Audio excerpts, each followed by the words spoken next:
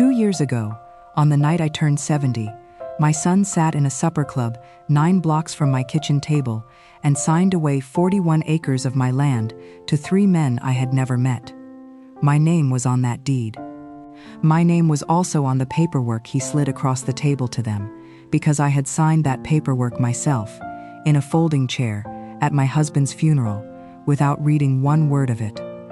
I have had 2 years to be angry about that. I am not going to spend your evening pretending I still am. My name is Doreen Rautio. For 34 years I was the court reporter for the Delta County Circuit Court, up here in Escanaba, Michigan, which means I spent my whole working life sitting 6 feet from people on the worst day of their lives, writing down exactly what came out of their mouths. Not what they meant, what they said. There is a difference between those two things. It took me until I was 70 years old to understand that the difference can live inside your own family, quietly, for 11 years, and never make a sound. If you have found your way here for the first time, come in, take your shoes off. This is that kind of story. And if you have been with me a while, then you already know I am going to tell you my part in it too, the part that does not make me look good, because a story where the mother is only wronged is not a true story, it is a lullaby. Before I go on, if this one reaches you anywhere, leave a like and tell me down in the comments where you are listening from tonight. I read them the way I used to read back a transcript, slowly, line by line. It matters more than you know, and it helps somebody else who needs this find their way to it. All right, let me back up to the 9th of November. I was born 6 days before the deer opener, which in this part of Michigan is not a coincidence anybody thinks is funny, except my husband, who used to say the Lord timed it, so he would only have to remember 1 week in the whole calendar. Alvar worked the paper mill down on the bay for 31 years. He came home smelling like steam and pulp, and something faintly sweet underneath it, and I could tell what shift he had pulled by how far he got into the kitchen before he sat down. He died 6 years ago, in the recliner, with the television still going. I was in the next room. That is a sentence I can say now without my throat closing, which took some doing. We had 1 child, Curtis.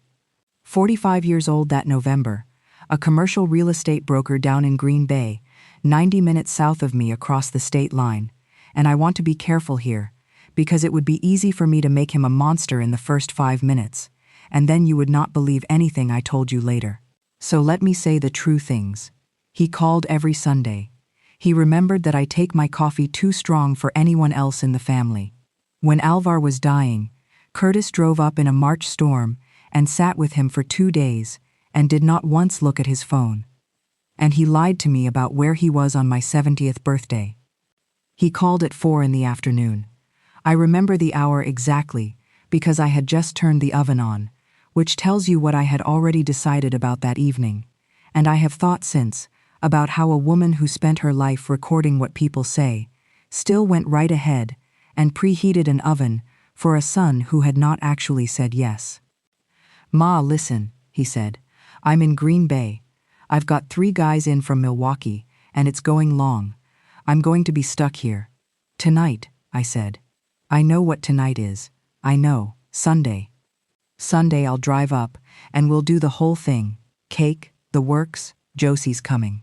Josie is my granddaughter, 17 that year, wants to be a large animal vet, and she is the only person in that family who has ever asked me a question and then waited for the whole answer.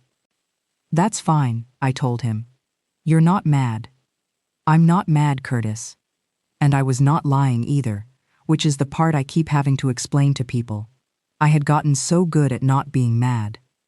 I had 34 years of practice sitting still while people said terrible things across a courtroom. Hands folded, face like a closed door, taking it all down without one flicker. You do that long enough, and it stops being a skill you use at work. It becomes the shape of your face. I turned the oven off. I stood in my kitchen on Lakeshore Drive, with the bay going dark out the window, and I did something I had not done since Alvar died, which was decide that I was going out anyway. I put on the green dress. I put on Alvar's earrings, the little gold ones he bought me at a jeweler on Luddington Street, the year the mill gave him his 30-year pin, and I did my mouth in the mirror and looked at what 70 had done, which was mostly around the eyes and the backs of my hands, and I said out loud to nobody, "You are not going to sit here." Gladys next door was hauling her garbage tote in when I came out. She has known me since our boys were in Cub Scouts together. "Look at you," she said. "Where's the party?" "There isn't one," I said. "I'm going to the Terrace." "By yourself?" "By myself." She held onto the tote handle a second longer than she needed to. She has a way of not saying things that is louder than saying them. The Terrace Supper Club is 9 blocks from my front door. I walked it in 11 minutes in good shoes, past the church, past the corner where the plow always piles the snow so high you cannot see traffic, and the whole way I was thinking about whether to order the whitefish or the prime rib, because that is the size of the thoughts a person has right before the floor goes out. I keep coming back to those 9 blocks, because if my son had wanted to lie to me properly that night, he had the entire state of Wisconsin to do it in. He chose to do it 9 blocks away. The Terrace hits you with warm air and fried onion and old cigarette smoke that has been in the woods since before they outlawed it, and under all of that, faintly, the pine cleaner they mop with. 44 years of my marriage are in that smell. I stood in the entry with my coat half off and let it go through me. Marilyn Vandenberg was at the podium with the Reservation book open, the same leather book her father kept, because the Vandenbergs have run that room since Eisenhower and they do not believe in screens. "Doreen Rautio," she said, "as I live and breathe." "Marilyn, you alone tonight?" "I am." She did not say, "Oh honey." I want to give her credit for that, because half the town would have. She just turned the book around, looked at it a second longer than the question required, and picked up 1 menu instead of 2.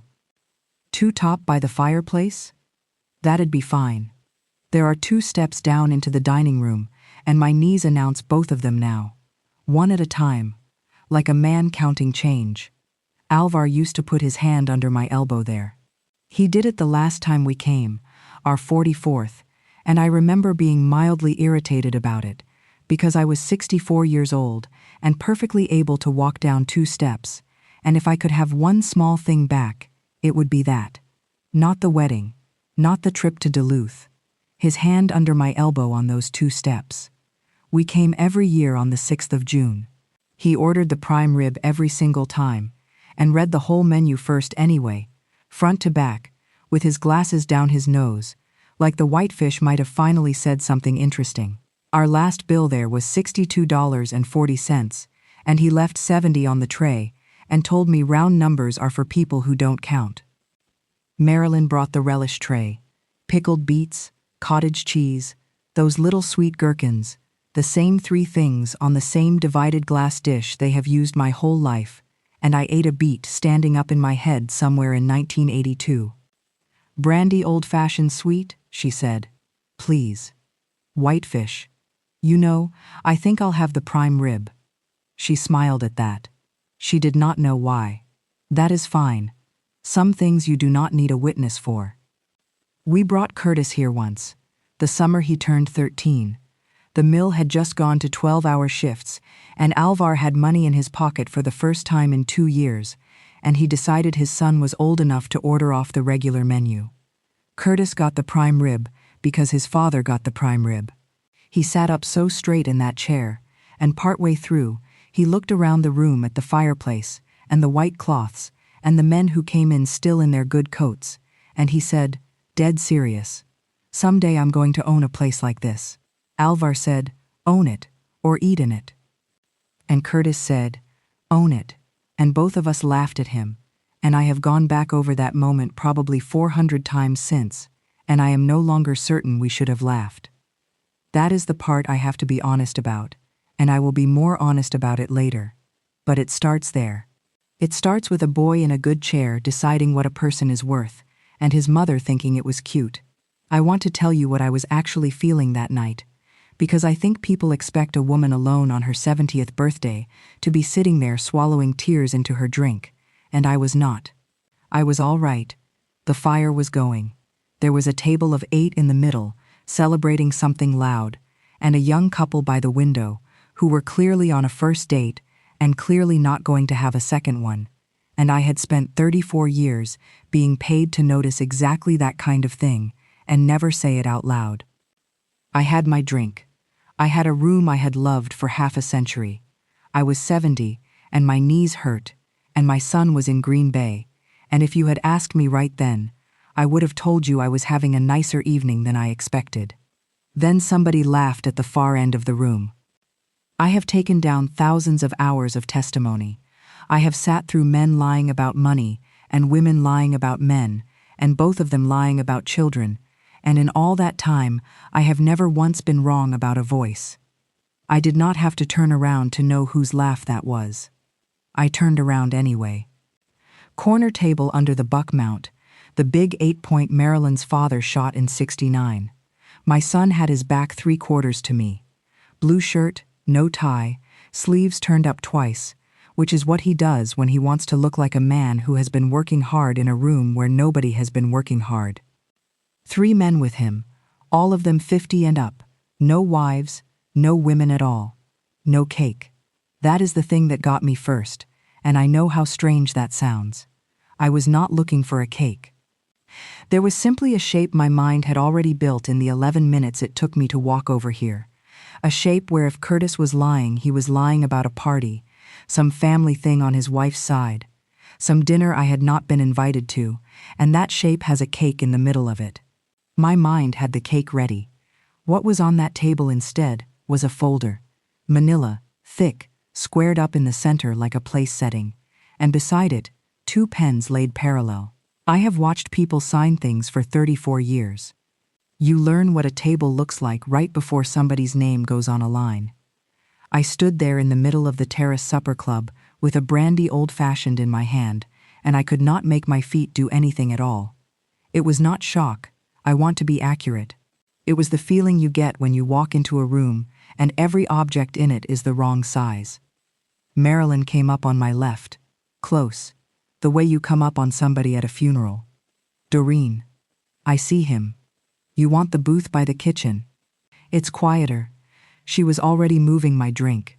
That woman moved my drink before I answered her, and I have thought about that a great deal since, because it means she knew something already and I did not. I let her put me in the booth. I could see the corner table between the divider slats, and nobody at it could see me, and I sat down and put my hands flat on the tablecloth and started telling myself the comfortable story. He was not lying about the men, I decided. 3 guys in from Milwaukee. There they were, 3 of them, real as anything. He was only lying about the city, because he did not want to drive an hour and a half after a closing dinner, because he was tired, because he is 45 and I am a stop he has to make and not a place he goes. It was a small lie, a tired man's lie. Sunday would come and there would be cake and Josie. I actually got my shoulders down. I actually picked up my drink. Then Curtis looked at the door. Not at me, not at the room, at the door, and then at his watch, and then at the door again, and the man across from him said something, and Curtis shook his head and held up one finger. He was waiting for somebody. At 10 minutes to 7, the front door of the Terrace opened, and I turned around in that booth to see who my son had actually been expecting. Cold came in with her, the good clean cold off the bay that gets into a warm room and dies in about 4 seconds. She was maybe 50, hair pinned up, wool coat with a scarf still knotted, and she carried a soft-sided case in her right hand, the flat kind, with a zipper down 3 sides. I knew that case. I have sat across from that case in every courthouse hallway in the Upper Peninsula. She set it on the corner table and unzipped it and took out a bound journal and a small embosser, and she put the embosser down on the white cloth beside the pens, and I heard the little weight of it from where I sat. A notary, at a supper club, at 10 minutes to 7 at night. I want you to understand that in that moment, I was not devastated. I was interested. 34 years in that job leaves you with a kind of professional appetite that does not switch off just because the man at the table is your own. I sat there with my hands flat, and I read the table the way I would have read it from the reporter's chair, and I thought, that is a closing. Somebody is conveying property tonight, off hours, in a restaurant, which people do when a deadline is on top of them, or when somebody involved does not want to sit in an office and be looked at. Curtis stood up to shake her hand. He does a thing where he puts his left hand on top, on the back of yours, when he wants you to feel taken care of. He learned that somewhere and it works, and I have never once seen him do it to anyone he was not selling something to. I got the whole picture wrong. I want that on the record. I sat there feeling almost proud of him, in a flat, tired way. My son was closing a deal on a Thursday night in November, and he had lied about which town he was in, so he would not have to drive up and eat cake with his mother, and that was the entire crime, and I was going to finish my prime rib and walk home and never tell him I had been there. That is what I decided. I decided to let him have it. I want to tell you about the shanty now, because it belongs here, and not later. Curtis was 9. Alvar hauled the shanty out onto Little Bay de Noc the second week of January, and drilled his holes, and got the tip up set, and Curtis would not come out. Sat in there with the little propane heater. Alvar kept sticking his head in. Come on, they're running, and the boy would say in a minute. At the end of the day, Alvar found out what he had been doing. He had been running the heater in bursts, and timing it with his father's watch. On, off, count, on again. He had figured out he could stretch one bottle to nearly double, and he had written the numbers on the inside of the plywood in pencil. Alvar thought it was the funniest thing that ever happened. Told it at every card game for 2 years. My boy, out there doing arithmetic on a frozen bay. I laughed too. Both of us laughed, both times, at the same thing, and I did not once say to that child, "Honey, come out and look at the water." Here is the other thing I did, and I am going to say it plainly and then leave it until later, because if I explain it now, I will start defending it. For 9 years, I put cash in an envelope every month and gave it to my son. It started small, and it did not stay small. It started the year the market fell, and his commissions went to nothing, and he was too proud to say so, and I had the pension, and the house was paid, and I did not need it. And I told myself that is what a mother does. Alvar knew for the first 3 years, and said nothing, which was Alvar's way of saying he did not agree. 9 years of envelopes. Brown, letter size, from the box I bought at the office supply on Luddington Street, and I never once wrote anything on the outside of them. Marilyn was coming with my prime rib. I could smell it before I saw it. And across the room, my son leaned back in his chair, put both hands behind his head, and said something to the 3 men that I could not hear, but could read perfectly well off his mouth, because he said it slowly and pleasantly, the way you reassure people who are paying you. We are just waiting on the one signature. I sat there with my fork in my hand, and I thought, whose? The plate went down in front of me, and I did not want one bite of it. Marilyn put the horseradish where my right hand was, which is the kind of thing she does without thinking, and then she did not leave. She stood there with the empty tray against her hip. Doreen. It's fine, Marilyn. It isn't. He's working. He's got people in. It's fine. She looked at the corner table, and then back at me, and she made a decision. I watched her make it. Her jaw did the thing my mother's jaw used to do before she told my father something he did not want to hear. Wait here, she said. She went back to the podium, and she came back with the book. Now the Vandenbergs keep that reservation book the way I used to keep a transcript, which is to say, the way you keep something that might have to be read out loud someday by a stranger. Date across the top, name, party size, time, phone, notes. Marilyn's father wrote in pencil. Marilyn writes in blue ballpoint and never crosses anything out. She draws one line through it and initials the line. She set it on my tablecloth, turned it around so it faced me, and put her finger on the 4th line down. 7 o'clock, party of 5, Rautio, Rautio. I read it maybe 3 times. Then I said, that's his last name too, Marilyn. Doreen, she said. It's booked under Doreen. I looked again, And there it was in Marilyn Vandenberg's neat blue hand, my own first name, in her book, on my birthday. He called it in on the 18th of October, she said. 3 weeks ago. He asked for the corner because it's quiet, and he told me it was for your 70th. I would like to be able to tell you what my face did. I have no idea. I only know that Marilyn reached across and moved my water glass about 2 inches to the left, away from my elbow, the same way she had moved my drink an hour before, and I understood that she had been managing me since I walked in the door. There's a deposit, she said. For the corner, when it's 5 or more, we take a card. He gave you his card. He read me a number over the phone. She turned the book toward the light and read the last 4 out loud, and I want to tell you exactly how she said it, because she said it very slowly, and she did not look at me while she did it. 3108. That is my card. The credit union card, the only one I have ever had in my own name, the one with my son on it, as an authorized user because I put him on it in the spring of 2017 so he could handle the funeral home and the flowers and the luncheon in the church basement, because I could not stand up long enough that week to handle any of it myself. 6 years. It never occurred to me to take him off. It never occurred to me that there was anything to take him off of. He booked a table under my name, on my birthday, 3 weeks in advance.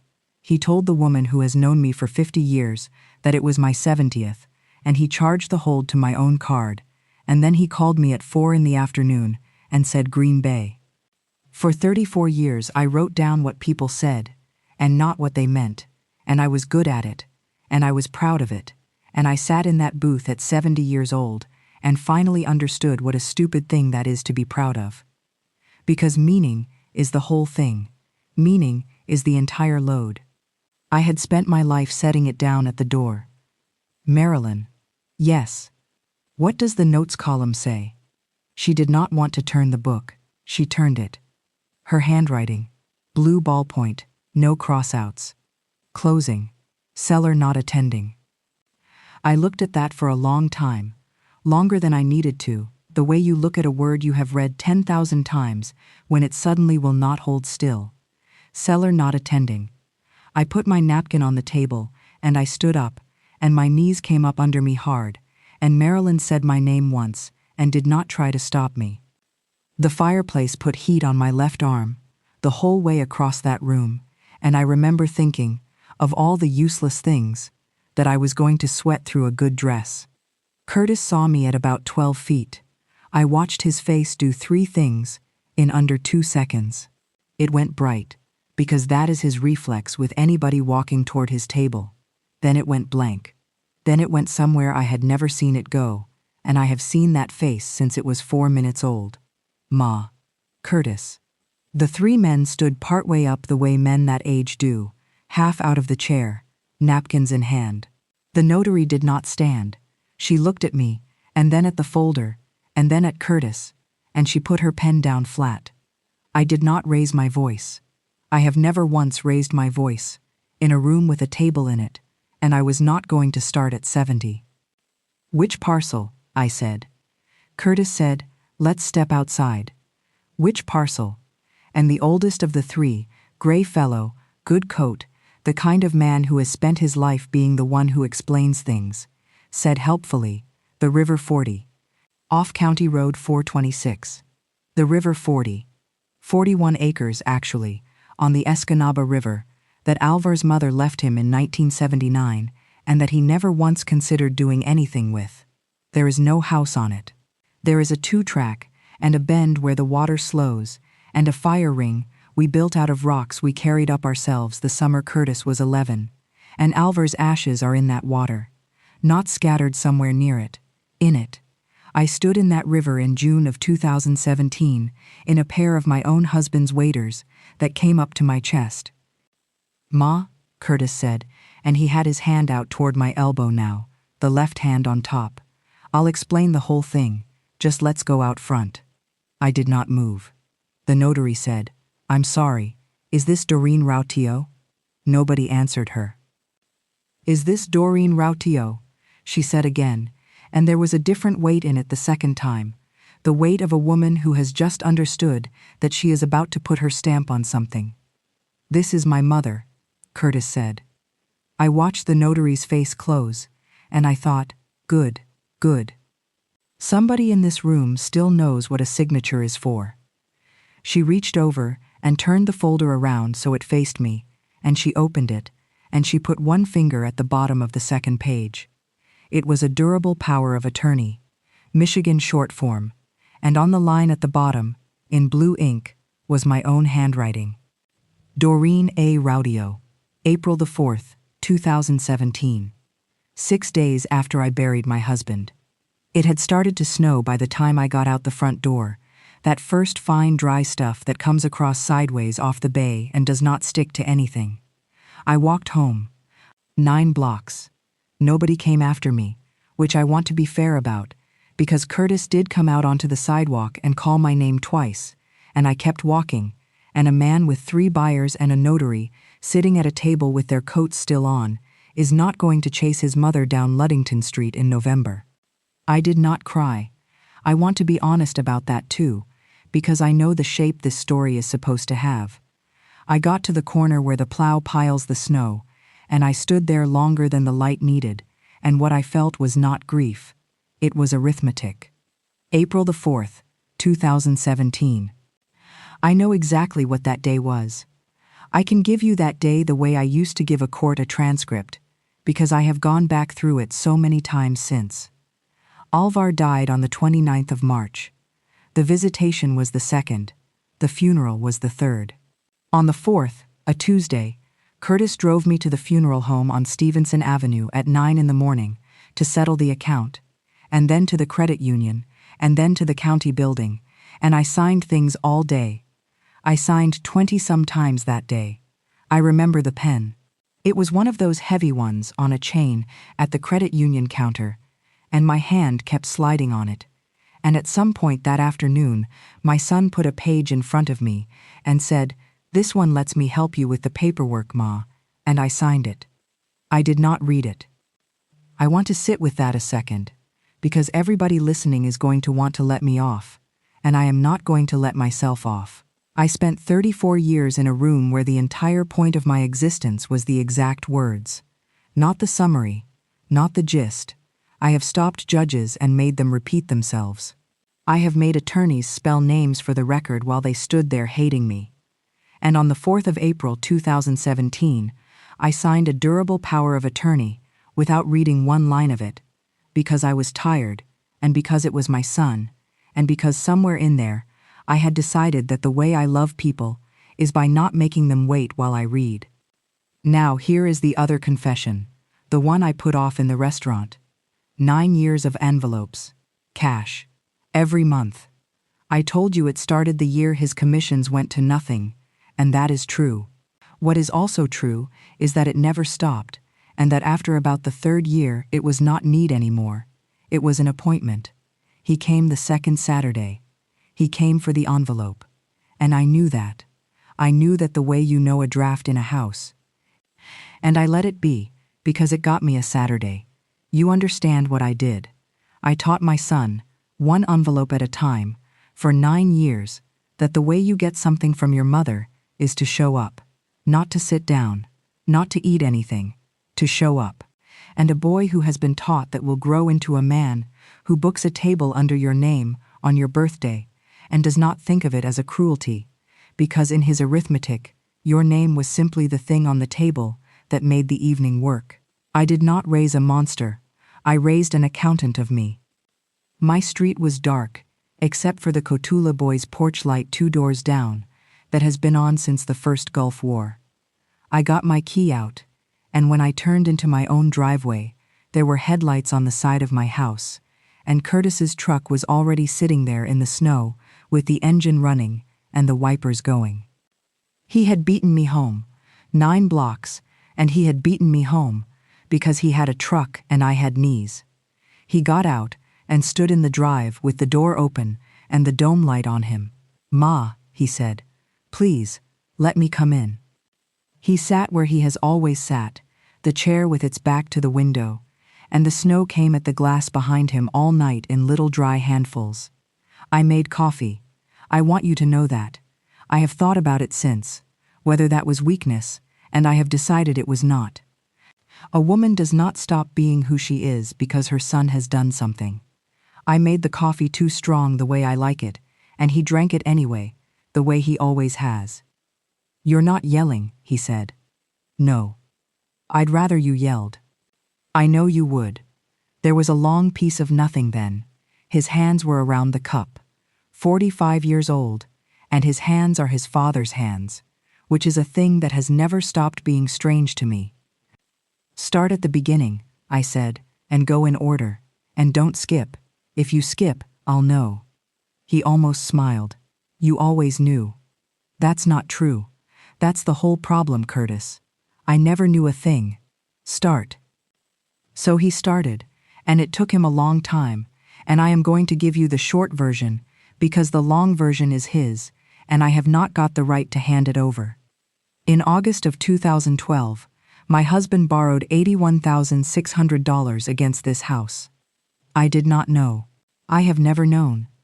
Alvar put it into Ray Sundquist's marina on the bay, which was going to be the thing that let him retire out from under the mill 2 years early, and which went under in 14 months, and took Ray's boat and Ray's marriage with it. Alvar did not tell me, because Alvar could not tell me. That was not cruelty either. That was a man who came up in a house where the shame of owing was worse than the owing, and who had spent 31 years feeding a machine that made paper so that his wife would never have to look at a number, and who could not stand in his own kitchen and say, I have put our house at risk. He told Curtis instead. He drove to Green Bay in October of 2013 and told his son in a parking lot and asked him to help him carry it until he could get out from under, and asked him not to tell me. Curtis has made that payment every month since, 11 years. Dad had 2 more years, he said. Then he was going to tell you himself. Then he died in the chair. And you kept paying. What was I supposed to do, Ma? Let the credit union send you a letter? Yes, I said. He looked up. Yes, Curtis. That is exactly what you were supposed to do. Let them send me a letter. Let me be a 70-year-old woman who found out her husband did something stupid.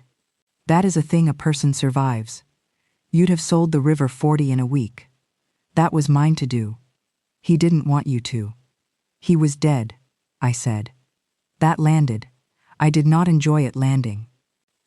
And here is where it stops being a story about a good son carrying a secret, and I need you to stay with me through this part, because I have watched people in that courtroom get all the way to the edge of being understood, and then take one more step. The house debt, after 11 years, was down to $22,000 and change. The River 40 was going for $290. Where's the rest of it going, Curtis? He did not answer. Where is the rest of the money going? And he told me, because he was tired too, and because the coffee was hot, and it was almost midnight, and I think some part of him had been waiting 11 years for somebody to make him say it out loud. He was into a commercial building on Velp Avenue in Green Bay that had not leased. He had a line of credit against his own house. He had a wife who did not know the number either, which I noted, and which I did not say anything about, because you do not get to point at a man's pattern in the same hour you are learning it is your husband's pattern. So it isn't for me, I said. Part of it's for you. Part. Ma. How much of it is for me? 22,000, he said. And the rest keeps me from losing the house Josie lives in. And there it is. That is the whole thing, right there in my kitchen at midnight. Everybody in this family had been quietly paying for everybody else for 11 years, and not one of us had said a word about it. And every single one of us thought we were being kind. He did not ask for forgiveness. I will give him that. What he asked for was time. It funds in 9 days, he said. 9 days and it's clean. All of it. And I'll never ask you for another thing as long as I live. He stood up. He put his cup in my sink and ran water in it, which he has done since he was 6. Sunday, he said, at the door. Cake. Josie's coming. I said good night to my son.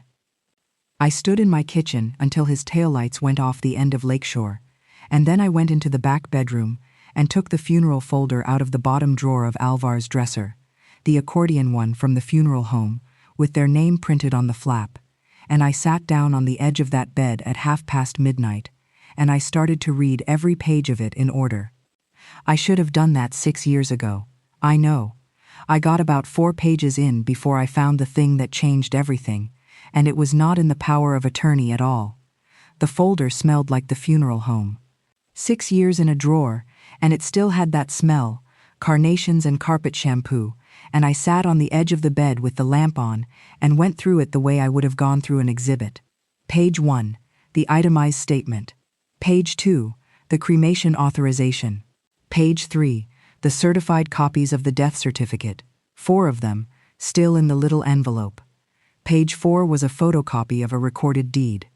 Quitclaim, Delta County, dated the 11th of November, 2013. Alvar J. Rautio, grantor.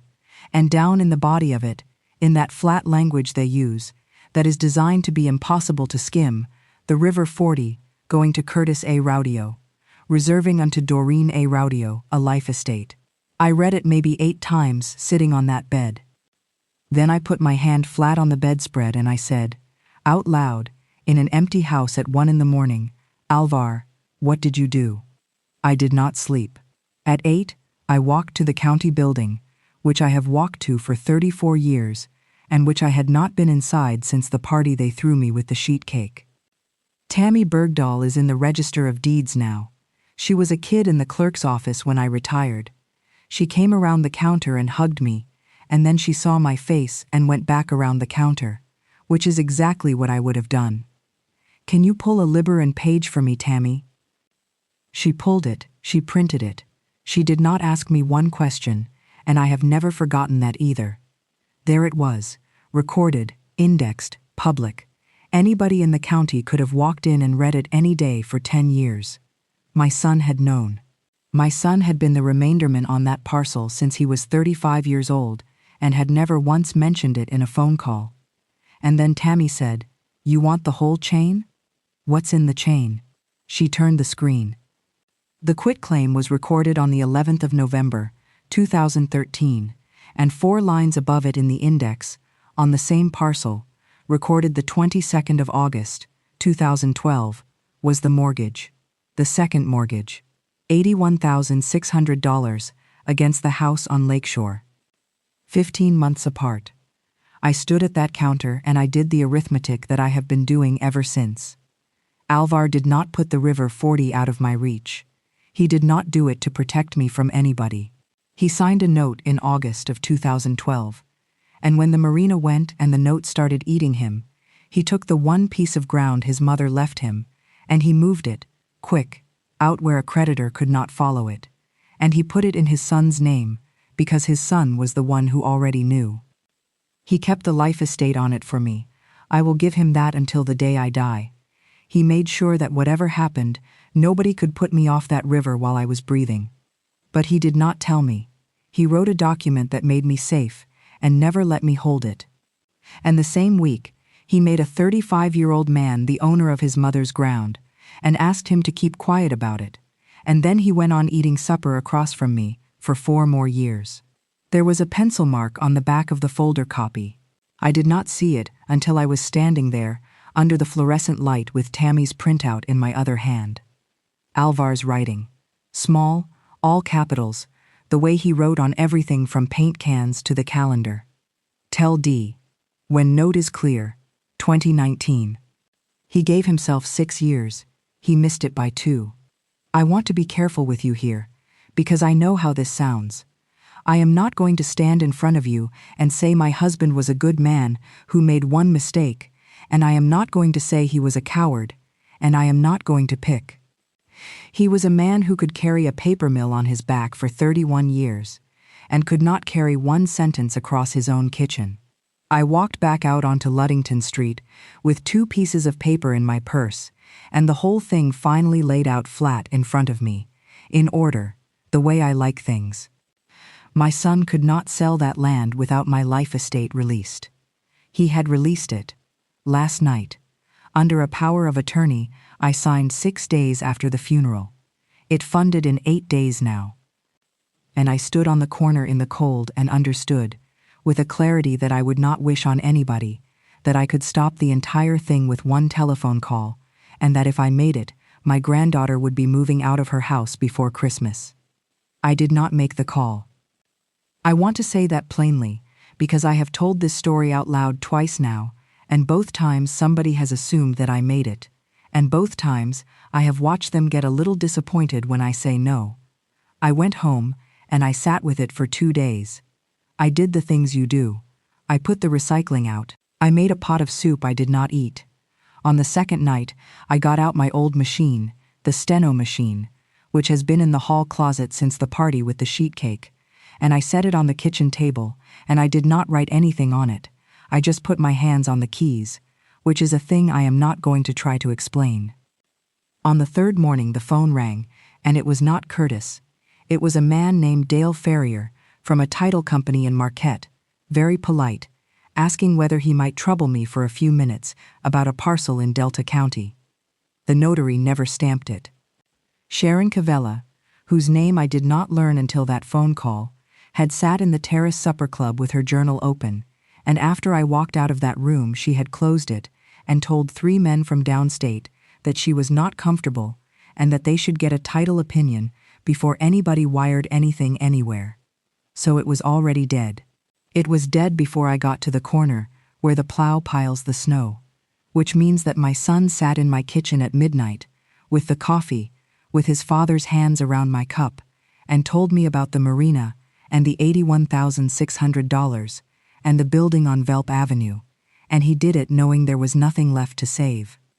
That is the thing that took me the longest, and it is the thing I most want to leave with you. I had spent 3 days building a man in my head who confessed because he was cornered. He was not cornered. The deal was gone. He drove 9 blocks in the snow and sat down and told his mother the truth on the one night in 11 years when the truth could not buy him anything. That does not make it all right. I want to be very clear. He booked a table under my name. He used a page I signed at my husband's funeral. There is no arrangement of facts where those become fine. But I have sat in a courtroom for 34 years, and I have watched 100 lawyers try to make a person into one thing, and people are not one thing, and my son is not one thing, and I was not going to spend whatever years I have left pretending otherwise, so the story would be easier to tell. Here is what I did. I called Dale Ferrier back, and I told him I was not releasing anything, and that the release signed on the 9th of November was signed under an authority I was revoking that day. Then I walked to Robert Ajo's office on Stevenson Avenue, who did Alvar's mother's estate in 1979, and who is 81 and still comes in 3 days a week, and I revoked that power of attorney in front of 2 witnesses, and I had it recorded. And then I sold the land myself. Not to the men from downstate. They wanted the bend in the river for 4 houses with docks. I sold it to the Land Conservancy out of Marquette for $140,000, which is less than half of what those men were paying, and which is the number I have had to say out loud to people who then look at me like I have lost my mind. It goes in as a preserve. There is a 2-track and a fire ring, and a bend where the water slows, and it will be there, and it will not be mine, and anybody in Delta County can walk in on it until the end of time. 22,000 and change went to the credit union and cleared my husband's note. The house on Lakeshore is mine, free, the way he wanted it to be in 2019. The rest of it, I put where nobody has a signature on it but me. I did not give my son $1. He lost the building on Velp Avenue in February. They sold the house in Green Bay in April and took a rental on the east side, and Patricia went back to work at the school district. And I am not going to pretend to you that there was no satisfaction anywhere in me about any of that, because there was, and I have had to take that to church. He did not scream at me. He did not send a lawyer. He came up on a Sunday in March, and he stood in my kitchen, and he said, "You could have stopped it in 9 days and let me keep the house." "Yes," I said. "Why didn't you?" And I told him the truest thing I know, which took me 70 years and a supper club to find. Because you'd have paid it and never told me. Same as your father. And then in 11 more years, somebody would have been sitting in this kitchen doing this again, and it would have been Josie. He stood there a long time. Then he said, "That's fair," and it is the only time in his adult life I have heard him say those two words about anything that cost him money. The kitchen smells like scorched flour most mornings now, because my granddaughter has decided that she is going to learn to make her great-grandmother's cardamom bread, and she will not accept help with it. Josie moved in with me the August after all of it. She had a year between high school and the veterinary program at Michigan State, and she asked to spend it up here, and I said yes before she finished the sentence, which I am told is not the correct way to negotiate with a teenager.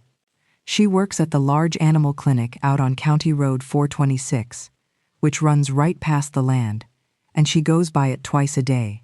She asked me about it exactly once, that first week, sitting on the counter with her boots still on. "Grandma, are you sad about the river?" "Some days." "Was it worth it?" And I said, "Ask me when you're 70, which she did not accept, and we went around about it for an hour, and that is the best hour I have spent since Alvar died. Here is where things stand, and I am not going to dress it up for you. My son and I talk on the first Sunday of the month, and he drives up every other one. He is a broker for somebody else now, instead of for himself, which he hates, and he is honest about hating it, which is new. He brings a folder, actual paper. He sits at that table, and he shows me what he owes, and what he has paid, and what he is behind on, unasked. And the first time he did it, I had to leave the room. He has never apologized in a way that would satisfy anyone listening to this. He has said sorry maybe twice, both times badly. What he does instead is show up on the first Sunday with the folder, and he stays for supper, and he sits down. There is no envelope. There has not been an envelope since the 9th of November, and there is not going to be one. I lost the river. I want to be honest about the size of that, because the way these stories usually go, the woman gives up the thing, and then it turns out she did not really need it. That is not what happened. Alvar's ashes are in that water, and I do not own the ground beside it, and I never will, and there are mornings in June when that sits on my chest like a hand. I drive out anyway. I park on the shoulder and walk in past the gate, same as anybody. There is a sign now with the Conservancy's name on it, and under it, small, because I asked for it small, the Rautio 40, not mine, ours, meaning everybody's. Which is a thing Alvar would have grumbled about for about 6 months, and then bragged about at every card game for the rest of his life. I spent 34 years in that courtroom, writing down what people said, and not what they meant, and I was proud of it, and I told you already what a foolish thing that was to be proud of. Here is what I do now. I make them wait. When my son sits down at my table, I make him say the whole thing. When Josie tells me something halfway, I say, "No, start over." When Gladys comes over and says she is fine, I say, "Gladys, sit down. It is slower." People do not always like it. I am 72 years old, and I have decided that being liked was never worth what I paid for it. I could tell you that the lesson is about money, and it is not. Money was only the language everybody in my family used, because none of us could stand to use the other one. The lesson is that quiet is not the same thing as peace. My husband was quiet for 5 years, and it cost me a river. My son was quiet for 11, and it nearly cost him a daughter's house. And I was quiet for 34 years, professionally, and then for 9 more, one envelope at a time, and I told myself the whole way that it was kindness. It was not kindness. It was the cheapest thing I had, and I kept handing it out because it was cheap. So that is my 70th birthday. I got dressed and I walked 9 blocks, and I found out that the people I loved most had been protecting me from my own life, and I took it back, and it cost me 41 acres, and I would do it again. If you have been quiet in your family for a long time, and you have been calling it keeping the peace, I would like you to think about that tonight. Not do anything, just think about it. And tell me down in the comments where you are listening from. and whether there is something in your house that everybody knows and nobody has said. You do not have to say what it is. I just want to know I am not the only one. If this reached you, leave a like so it finds the next person, and stay with me for the next one. Josie is calling me from the kitchen. The bread is burning again. Good.